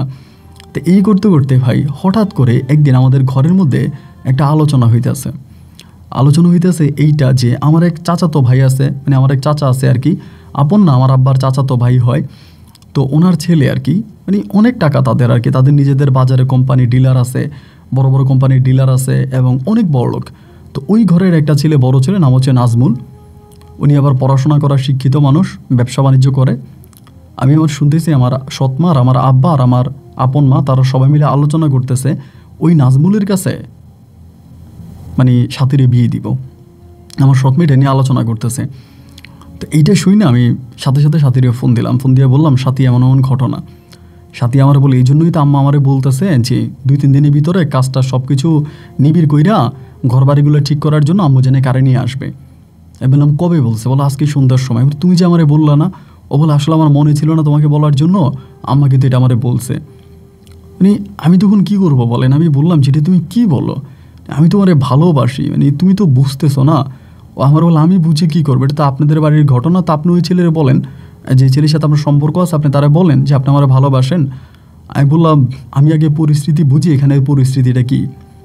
এইভাবে 2 দিন পরে আমার আম্মা একদিন আমারে বলতেছে যে সৎমা বলতেছে না এই রে আশিক রে, ওই তো নাজমুল ভাইয়েরে নিয়ে আমি একটু বাড়িতে যাব। আমি তো জানি যাওয়ার কারণটা কি, তাই বললাম যে কেন যাবেন, মানে যাওয়ার কারণ কি। পরে আমার সৎমা আমারে বলতেছে যে সিদ্ধান্ত নিয়েছিলাম নাজমুল ছেলেটা তো ভালো, যতদূর দেখলাম, শুনলাম, জানলাম, বুঝলাম, এই নাজমুলের কাছে সাথীরে বিয়ে দিব। মানে আমি শুনেই তখন এক কথায় বলতে গেলে মানে জায়গার মধ্যে মনে হয় আমি বেহুশ হয়ে যাবো, এমন একটা অবস্থা। তাই আমি আমার সৎমারে বললাম যে নাজমুল এতটাই ভালো, আপনি অল্প দিনে বুঝে গেলেন। বলে না সবাই তো বললো ভালো, আর সাথী বাড়িতে আসছে, সাথীরে দেখছে, পছন্দ করছে, নাজমুলের বাবা মা সবাই আমার হাতে পায়ে ধরতেছে, কান্নাকাটি করতেছে, তারা এই জন্য আমি যাব। পরে আমি তখন আর কিছু বলতে পারি নাই, আমি আমার সৎমায়ের সাথে মানে তখন রওনা দিছি সাথীদের বাড়িতে, মানে আমার সৎমায়ের বাড়িতে।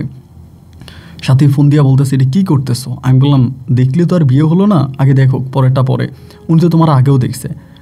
পরে নাজমুল ভাই গেল, নাজমুল ভাইয়ের আব্বা আম্মা সবাই গেছে, এই পরিপ্রেক্ষিতে সবাই গেছে। যা করছে কি আমার সামনে কথাবার্তার এক পর্যায়ে নাজমুলের মা হঠাৎ করে কী করলো, চাচি সাথীরে তো আংটি পরাই দিছে, সাথী কান্না করে দিয়েছে, কান্না করে দিয়ে সাথী এখান থেকে মানে বেরিয়ে চলে গেছে রুম থেকে। বেরিয়ে চলে যাওয়ার পরে আমি তখন কি করব, মানে সবাই বললো, সাথীর মা বলতেছে, মানে আমার সৎমা বলতেছে মেয়ে তো আমার লজ্জা পাইছে মনে হয়, মেয়ে চলে গেছে, লজ্জা লাগছে, আপনারা কিছু মনে করেন না। মানে ও যাই কী করছে আমার ব্লক করে দিছে, মানে একদম সব কিছু নাম্বার সব কিছু থেকে আমার ব্লক করে দিছে। আমার সাথে আর 1 মিনিটও কথা বলে নাই। রাত হয়ে যাইতেছে, সৎমা বলে যে চল আমরা চলে যাব। আমার সৎমা, নাজমুল ভাইয়ের মা বাপ, নাজমুল ভাই সহ আমরা আবারও সিএনজি নিয়ে বাড়িতে চলে আসতেছে। পরে আমি ওর নাম্বারে বারবার কল দিতেছে, নাম্বারও বন্ধ, হোয়াটসঅ্যাপও বন্ধ, মানে সব কিছু থেকে আমাকে ব্লক করে দিয়েছে, মানে কোনো জায়গায় আর আমি ওর কোনো কানেকশন পাইতেছি না, সব কিছু থেকে ব্লক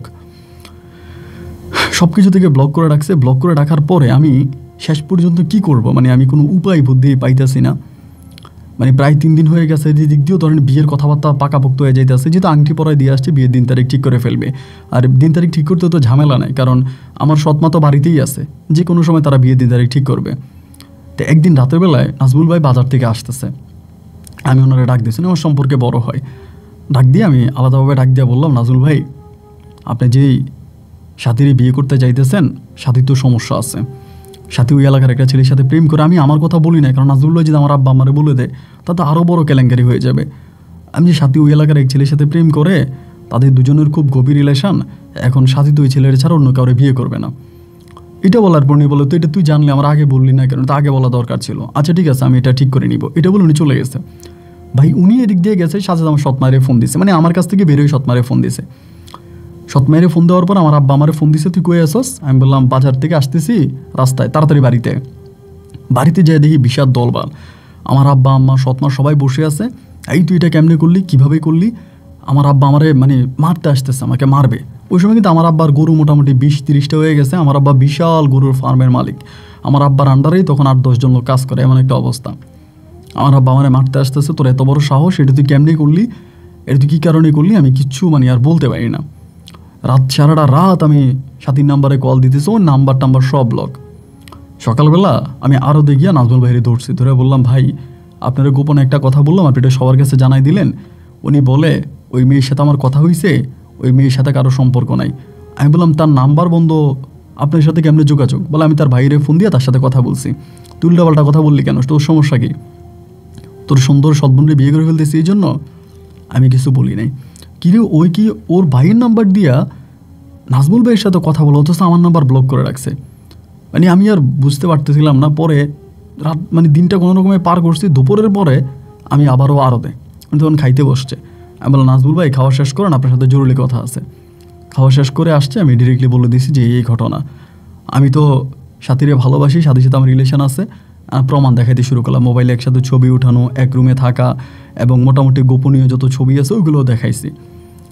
এখন এগুলো দেখানোর পরে উনি আমারে বলতেছে যে তুই কি মনে করিস, মানে তুই মনে করিসটা কি? এই বলে আমার একটা থাপ্পড় মারছে। মাইরা বলে বেয়াদব, তোর বিবেকে বাধা দিল না, এটা তোর সৎবোন, তুই কেমনে তোর সৎবোনরে বিয়ে করবি? এই বেটা বেয়াদব, এলাকার মান সম্মান নষ্ট করবি তুই? এগুলো আমারে দেখাইছিস ভালো, আর কাউরে দেখাইস না। আমি বললাম মানে এসব দেখার পরও আপনি বলতেছেন আপনি সাথীরই বিয়ে করুন? উনি বলে হ্যাঁ, কারণ আমাদের বিয়ে ডেট হয়ে গেছে, দিন তারিখ হয়ে গেছে। আমার মাথায় তখন আসমান ভেঙে পড়ছে। আমি তখন কি বললাম কি বাড়িতে আসতেছি, আমি বাড়িতে আসতেছি। ইতিমধ্যে উনি আবার ফোন দিয়ে আমার আব্বারে সব বলে দিছে, নাজমুল ভাই সম্ভবত আর কি আব্বারে বলে দিছে। বাড়িতে আসছি, ধাপ করে আব্বা আমারে গরুর রশিদ আমার হাত বাইতে ফেলছে। হাত বাইদা গরু ঘরে বাইদা আমাকে কুকুরের মতো পিটাইতে আছে। মানে কি পরিমাণের পিটাইতে আছে ভাই আমি আপনাকে বলে বুঝাইতে পারবো না। আমি আব্বারে বলতেছি আমার এইভাবে কেন মারতেছেন? আপনি হয় আমারে মাইরে ফেলেন, যদি এতই মারতে ইচ্ছে করে আপনি আমার মাইরে ফেলেন, এইভাবে আমার কষ্ট দিন, আমি সহ্য করতে পারি না। মানে আমার গরুর মতো পিটাইতে আসেনি, এইভাবে মানুষে মারে না। মাইরা টাইরা আমার কী করছে, তখন আমাদের বিল্ডিং দিছি, কিন্তু আমরা উপরে টিন নিচে দিয়া বিল্ডিং দিছি। বিল্ডিং ঘরের মতো নিয়ে আমার বাঁধছে।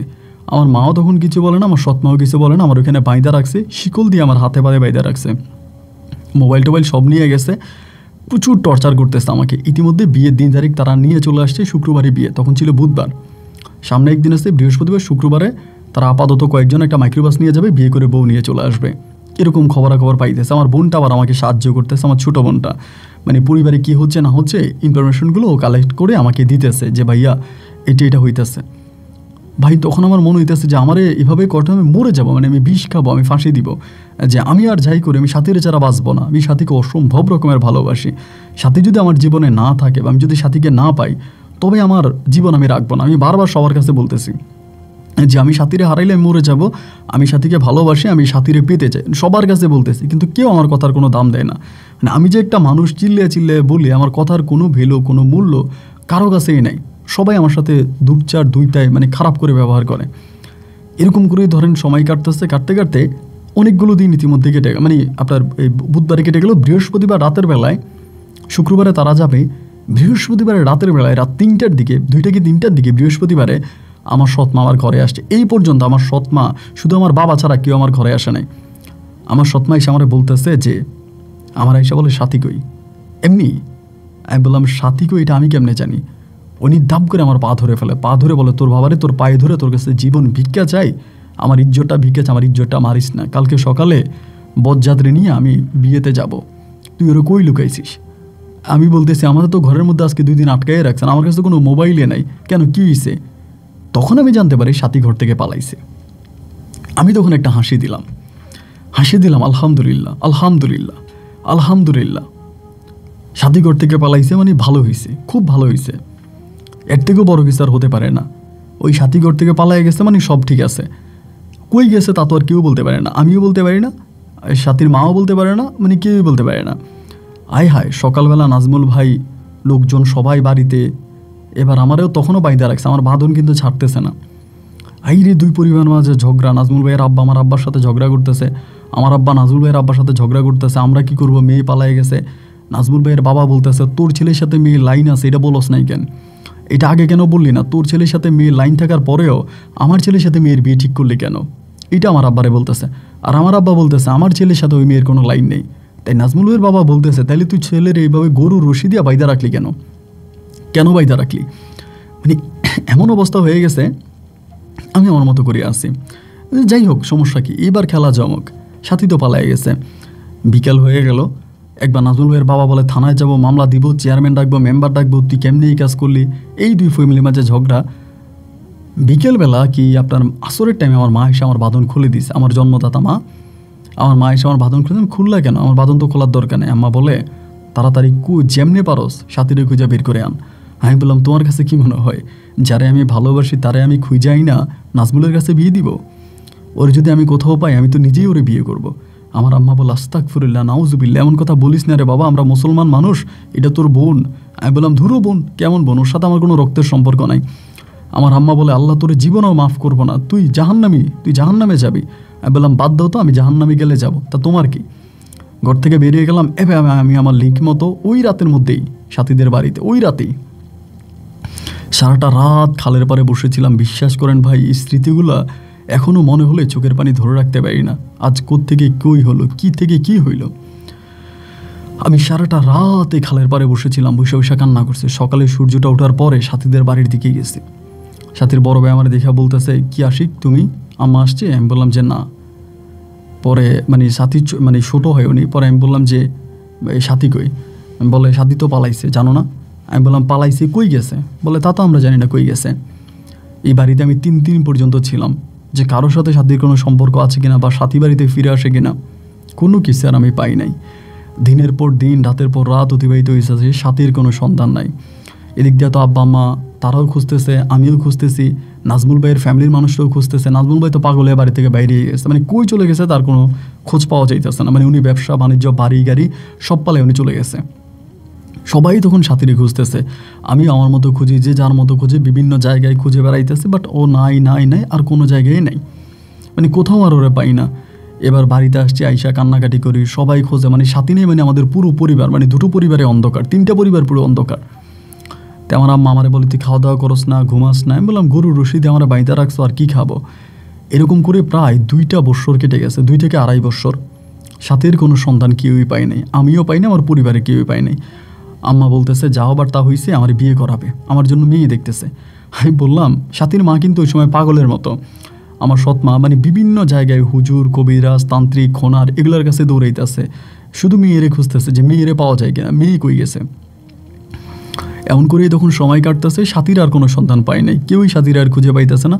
2.5 বছর পরে, সাথী হারিয়ে যাওয়ার 2.5 বছর পরে আমার মা তখন আমারে বলতেছে, আমার বিয়ে করাবে, মেয়ে খুঁজতেছে, আমার বিয়ে করাবে। আমি বিয়ে করব না। ইতিমধ্যে আবার মানে করোনাও গেছে, মানে করোনার মধ্যেও সাথীর মা বাইরে সাথীর খুঁজে বেড়াইছে। তো অনেকেই বলে করোনাতে হয়তো মারা গেছে, এটাও অনেকেই বলতেছে, কারণ এরপরেই করোনা শুরু হয় ভাইরাস।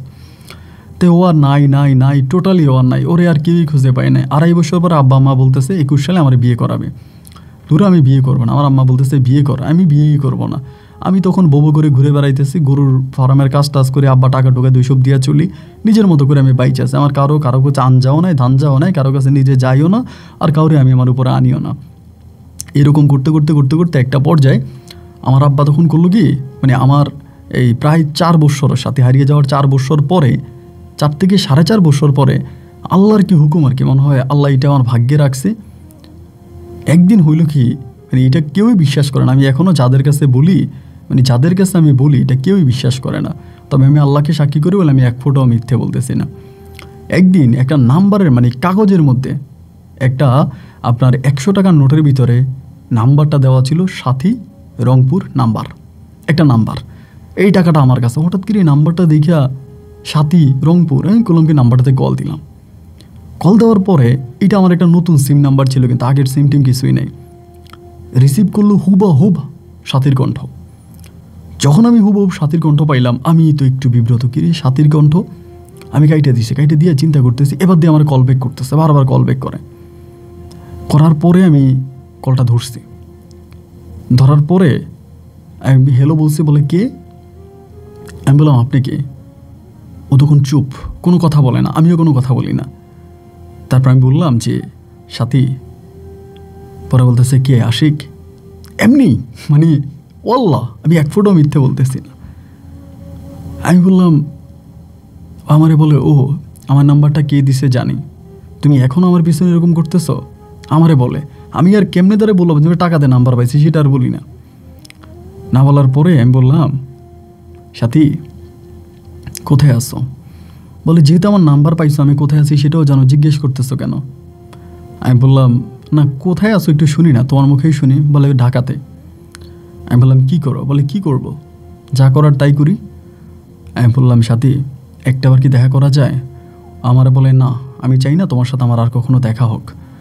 আমি বললাম সাথী প্লিজ অন্তত একটা বার দেখা করি, যা হবার তা তো হয়েছেই, তাই না? একটা বার কি দেখা করা যায় না? আমার বলে তাহলে আমার বাসাতে চলে আসো। আমি বললাম বাসাটা ঠিকানা বলো। ধাপ করে আমার ঠিকানা বলে দিল। মানে এটা যে কীভাবে ঘটলো আমি এখনও এর কোনো দেশগুলো পাই না, মানে এখনও বুঝতে পারিনি এটা কেমনে কি। ওই রাতের মধ্যে ভাই আমি রওনা দিছি ঢাকার উদ্দেশ্যে। ঢাকায় যাওয়ার পরে ওর ঠিকানা অনুযায়ী বাসায় গেলাম, যাই দেখি 3 মেয়ে আছে, ও আছে, ও সবাই একটা অফিসে চাকরি করে, একটা অফিসে যে কাজ করে। ওরে দেখে আমি চিনতে পারি না, এত মোটা হয়েছে বলার মতো না, প্রচুর মোটা হয়ে গেছে। মানে কি বলবো, পড়ে আমি ওর ওইখানে যাই বলি যে সাথে আমি টাকার মধ্যে তোমার নাম্বার পাইছি, ও বিশ্বাস করে না। আমার বলে তুমি মিথ্যা বলতেছ, তুমি আমার টাকার মধ্যে নাম্বার পাও নাই, তোমার নাম্বারটা অন্য কেউ দিচ্ছে। আমি বললাম না আমি টাকার মধ্যে নাম্বার পাইছি। এখন অন্য কে দিবে ওইটা আপনারা পরে বুঝতে পারবেন, যেটা শুনলে অবাক হয়ে যাবেন। এরপরে আমি বললাম যে ঠিক আছে। এরকমভাবে আমি তখন সৎমায়ের ফোন দিলাম, সাথীর তো খবর পাইছি, সাথী এই জায়গায় আছে, অমুক জায়গায় আছে, আমি সাথীরে বাড়িতে আনতে পারি, আমার একটা শর্ত আছে। বলে কী শর্ত? আমি বললাম আপনি আমার সাথীর কাছে বিয়ে দিবেন। উনি বলে আল্লাহ সাক্ষী, আল্লাহ 30 শরীফা কোরআনের কসম, আমি সাথীরে তোমার কাছে বিয়ে দিব। এত কিছুর পরেও যদি তুমি সাথীরে খুঁজে পাইছো, আমার মেয়েরা আমার বুকে ফিরাই দিবা, আমি সাথীরে তোমার কাছে বিয়ে দিব, আমার আর কোনো চাওয়া নাই। আমি বললাম ঠিক আছে। ওনারা ঢাকাতে আনছি, আইনা ওনারে একদম ওরে ধরাই দিছি, মানে আমার সৎমার আইনা ধরাই দিছি। সৎমা ওরে ধইরা কান্নাকাটি কইরা ঠিক আছে তোরে আশিকের কাছে বিয়ে দিব, তুই চল। ও আমি যাবো না, আমি যাবই না। আমার সৎমা বলতেছে তুই চল, আমি তোর আশিকের কাছে বিয়ে দিব। তো ওর যেটা মনে হয় যে ওর অন্য কারোর সাথে লিঙ্ক আছে, অন্য কারোর সাথে সম্পর্ক আছে। এমন করতে করতে ওই জায়গার মধ্যে, মানে ওই বাড়ির মধ্যেই, ওই বিল্ডিংয়ে তখন আমার সৎমা হুজুরেই না আমাদেরকে বিয়ে পড়াইছে, মানে কলমা করাই দিছে। কলমা পড়াই দেওয়ার পরে সাথী তখন আমার সাথে এই প্রথম আবারও রংপুরে রওনা। আমাদের কিন্তু বাসরও হয় নাই, শুধু কবুল হয়েছে। রাতের বেলায় সৎমা আমাদেরকে নিয়ে বাড়িতে। আমার সৎমা বলে যা হবার তা হবে, আমি সবার সামনে কথা বলবো, তোর সাথে ওর কোনো রক্তের সম্পর্ক নাই, ওর বাপও আলাদা, ওর মাও আলাদা, তোর বাপও আলাদা, তোর মাও আলাদা, ওরা বিয়ে করতে পারবি। আমি হুজুরদের সাথে কথা বলছি, বিয়ে করা যাবে, তোরা যাইস।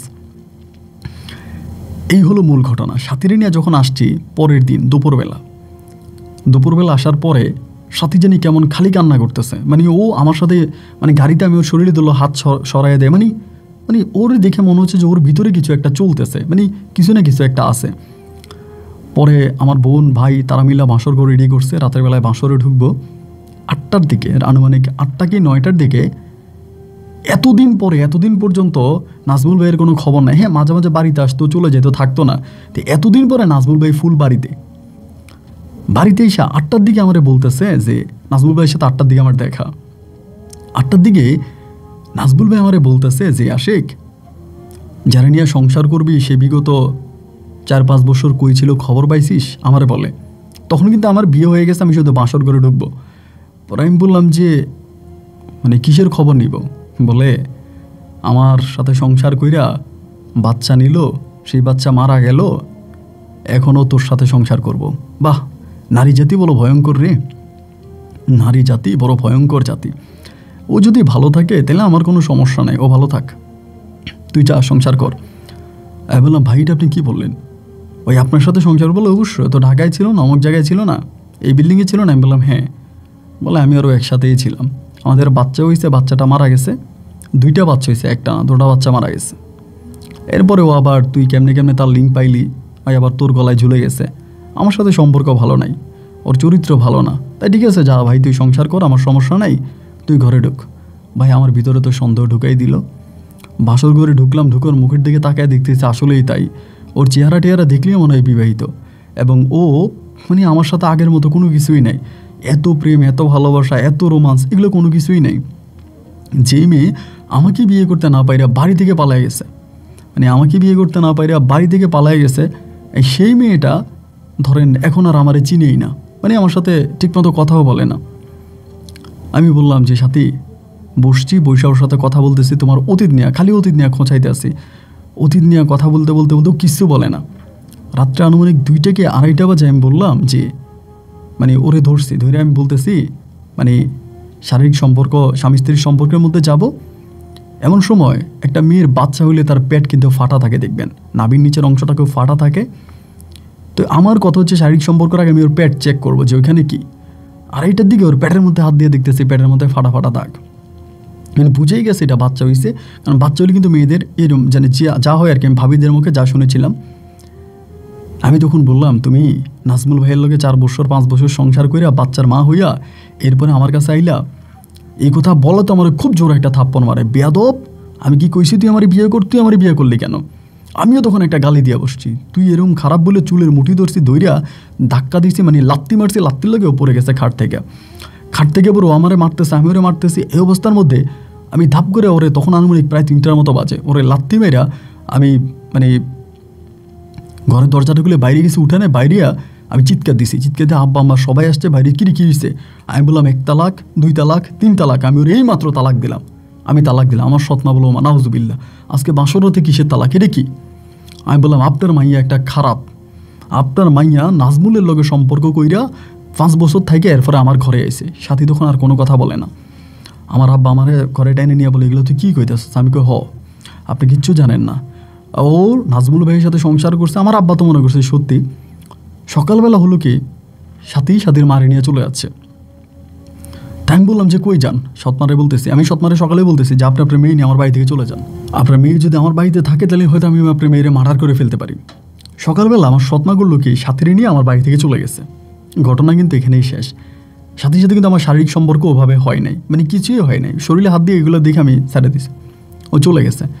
চলে যাওয়ার পর আমার আব্বা বলে, এটা কোনো কাজ করলি তুই? আমার এই ঘটনার কেন্দ্র করে আমার সৎমা আমাদের বাড়িতে আর আসে না। মানে সৎমাও তখন চলে গেছে আমার ফুফুর বাড়ির ওই দিকে, মানে ওনার বাপের বাড়িতে।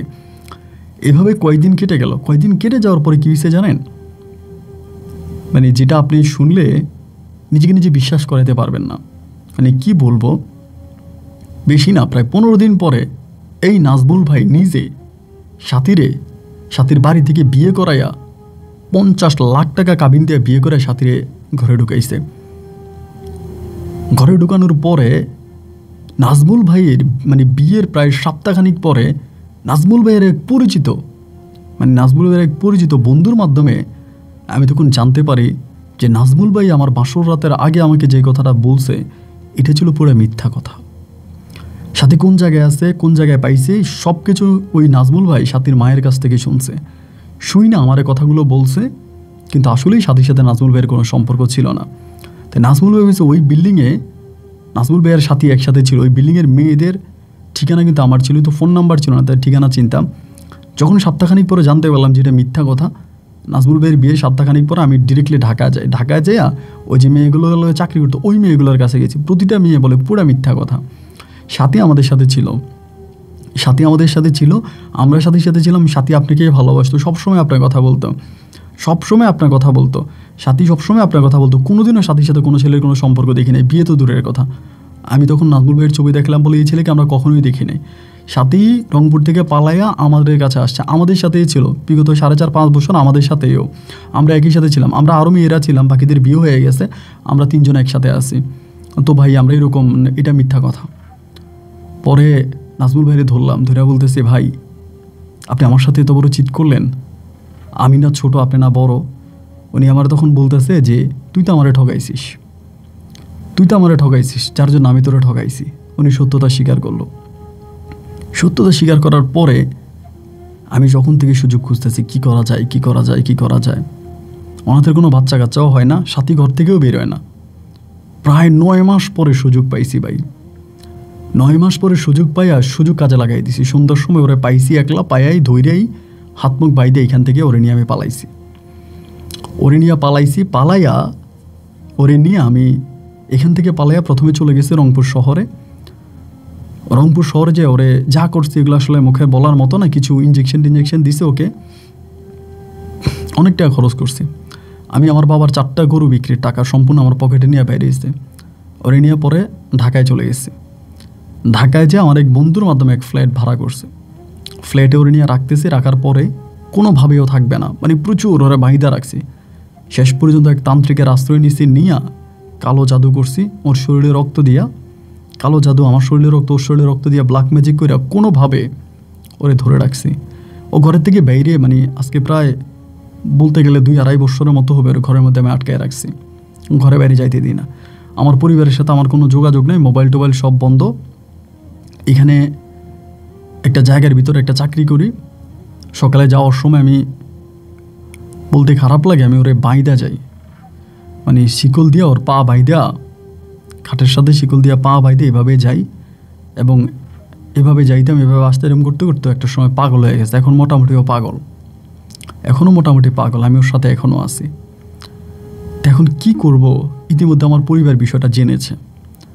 আমার বাপ মাই বলতেছে ওরে ছাইরা দিয়ে চলে। ওর মা কিন্তু আবার আমাদের বাড়ি থেকে চলে গেছে। আমাদের বাড়ি থেকে যেহেতু আমি ওরা নিয়ে পালাই গেছি, ওর মা আবার আমাদের বাড়ি থেকে চলে গেছে। তো এখন কী করবো এই সময়ে? আমি অনেক হুজুর, ডাক্তার, কবিরাজ অনেক কিছু দেখাইছি, পুরোপুরি এখন পাগল। মানে কেউ ওকে ভালো করতে পারে নাই, এখন পর্যন্ত কেউ ভালো করতে পারে নাই। তেন আমার বাপ মা বলতেছে ওরা ছাইরা দিয়া তুই এসে আরেকটা বিয়ে কর, সংসারী হ, ওর পিছনে আর ঘুরিস না। আর কত? আর আমি কী করবো? আজকে কয়েকটা দিন ধরে এটা নিয়ে চিন্তা করতেছি। আমি এখনও ঢাকাতেই আছি। এক মনে ভাবতেছি নাজমুল ভাই আবার বিয়ে শাদী করে, নাজমুল ভাইয়ের বাচ্চা কাচ্চা হয়ে গেছে, উনি আলাদা সংসার করতেছে। তো এক মনে ভাবতেছি ওরে ছাইরে দিয়া নতুন করে বিয়ে শাদী করবো। আবার ভাবতেছি ওর জীবনটা আমি নষ্ট করলাম, কী করব? শেষমেশ কোনো সিদ্ধান্তে উপনীত না হয়ে আপনার কাছে আসলাম, আপনার দ্বারস্থ হলাম, আপনার কাছে জানাইলাম ভাই আপনি আমাকে একটা পরামর্শ দিবেন যে আমি আসলে কী করতে পারি। আপনার জন্য দোয়া রইল, আপনি ভালো থাকবেন, আর অবশ্যই আমাকে একটা পরামর্শ দিবেন। আসসালামু আলাইকুম।